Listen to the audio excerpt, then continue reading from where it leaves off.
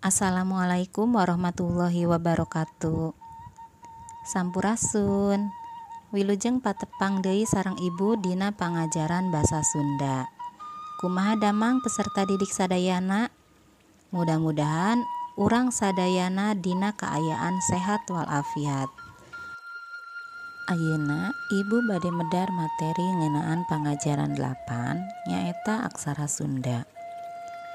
Sateacan dilajengkeun kana materi, urang pedar heula kompetensi dasar sareng tujuan pembelajaran atanapi indikator capaian. Kompetensi dasar 3.8 mengidentifikasi bentuk dan tata cara penulisan aksara Sunda sesuai dengan kaidah-kaidahnya. 4.8 menyusun dan menyajikan teks aksara Sunda dengan memperhatikan ketepatan bentuk dan kaidah penulisannya. Sedangkan indikator capaian, setelah selesai mempelajari materi pada bagian ini, peserta didik diharapkan dapat mengidentifikasi bentuk dan tata cara penulisan aksara Sunda sesuai dengan kaidah-kaidahnya, serta dapat menyusun dan menyajikannya dengan memperhatikan ketepatan bentuk dan kaidah penulisannya. Ti iraha mimiti ayana aksara Sunda. Can kapaluruh kalawan jinak. Anu jelas mah samemeh abad ke-14.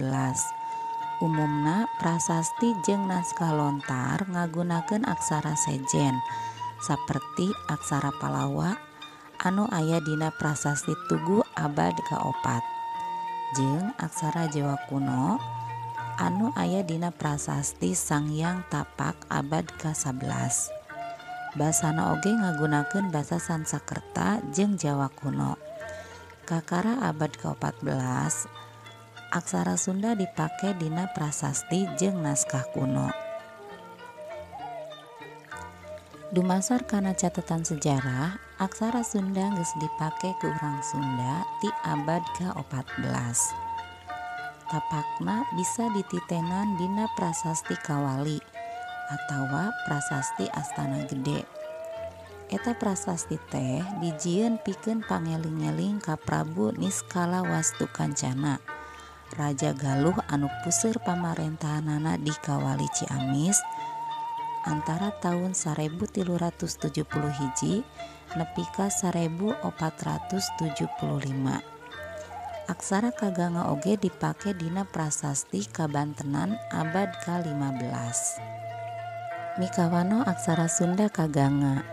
Aksara Sunda Kaganga miboga 7 aksara suara atawa aksara vokal, 23 aksara ngalegena atawa konsonan, 13 rarangken, 10 angka, jeung sababaraha tanda baca. Aksara suara. Nu dimaksud aksara suara nyaeta aksara anu ngabogaan sora vokal.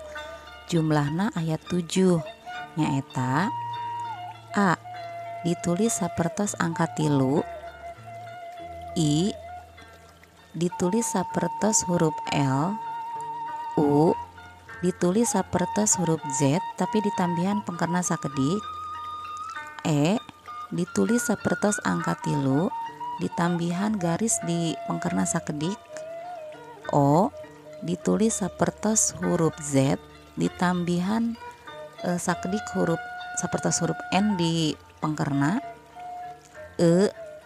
Ditulis sapertos huruf Ya dina huruf hijaiyah, E. Ditulis sapertos angka 3 tapi di luhurna aya sapertos huruf Vi sakedik. Aksara ngalagena. Nu dimaksud aksara ngalagena nyaeta aksara anu ngabogaan sora konsonan. Jumlahna aya 25. Nyaeta Ka, Ga, Nga, Ca, Ja, Nya, Ta, Da, Na, Pa, Ba, Ma, Ya, Ra, La, Wa, Sa, Ha. Aksara pikeun nuliskeun kecap basa asing. Di antarana fa, sha, fa, sha, za. Sedangkan aksara tambahana kha, sya. Kade, dina nulis aksara Sunda urang kedah memperhatikan ketetapan bentuk dan kaidah penulisannya. Rarangken, anu dimaksud rarangken dina aksara Sunda kaganga nyaeta lambang pikeun ngarobah sora atanapi vokal. Hiji, vokalisasi anu ditulis dina luhureun aksara Sunda. Di antarana hiji, panghulu, gunana pikeun ngarobah vokal A jadi I, nulisna luhureun aksara dasar. 2. Pamepet, gunana pikeun ngarobah vokal A jadi E, nulisna luhureun aksara dasar. 3. Paneuleung, gunana pikeun ngarobah vokal A jadi E, nulisna luhureun aksara dasar. 4. Panglayar, gunana pikeun nambahan konsonan R, nulisna luhureun aksara dasar. 5. Panyecek, gunana pikeun nambahan konsonan eng, nulisna luhureun aksara dasar. 2. Vokalisasi anu ditulis dina handapeun aksara Sunda nyaeta hiji, panyuku, gunana pikeun ngarobah vokal A jadi U, nulisna handapeun aksara dasar. 2. Panyakra, gunana pikeun nambahan aksara Ra dina aksara dasar nu padeukeut, nulisna dihandap. 3. Panyiku, gunana pikeun nambahan aksara La dina aksara dasar nu padeukeut, nulisna dihandap. 3. Vokalisasi anu ditulis sajajar jeung aksara dasar. Di antarana hiji, aya paneleng, gunana pikeun ngarobah vokal A jadi E, nulisna di sebelah kiri aksara dasar. 2. Panolong, gunana pikeun ngarobah vokal A jadi O, nulisna di sebelah kanan aksara dasar. 3. Pamingkal, gunana pikeun nambahan aksara Ya dina aksara dasar nu padeukeut, nulisna di bawah sebelah kanan. 4. Pangwisad, gunana pikeun nambahan aksara H dina aksara dasar nu padeukeut, nulisna di bawah sebelah kanan. 5. Pamaeh, gunana pikeun ngaleungitkeun sora vokal aksara dasar anu miheulaanana, nulisna dihandap belah katuhu atau sebelah kanan. Angka, saperti aksara Laten, aksara Sunda kaganga oge miboga 10 angka nyaeta hiji, ditulis sapertos huruf G ageng. 2. Ditulis sapertos huruf Z. 3.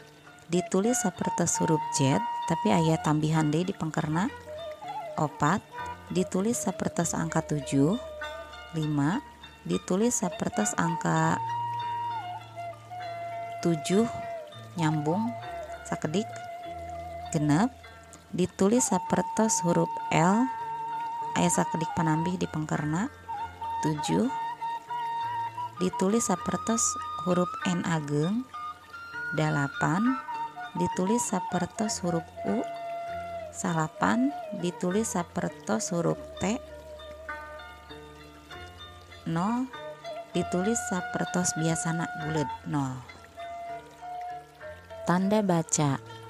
Tanda baca anu dipake dina aksara Sunda kaganga kabehanana meunang nyokot tina aksara Laten nyaeta koma, titik, titik koma, debelpeun, panyeluk, pananya, kekenteng, panyambung, tanda kurung, jeung nu sejena. Salian ti eta pikeun ngabedakeun aksara jeung angka diwatesan ku gurat ajeg di kenca katuhun angkana atau di sebelah kiri dan kanan angkanya. Berikut ada contoh cara penulisan aksara Sunda kaganga.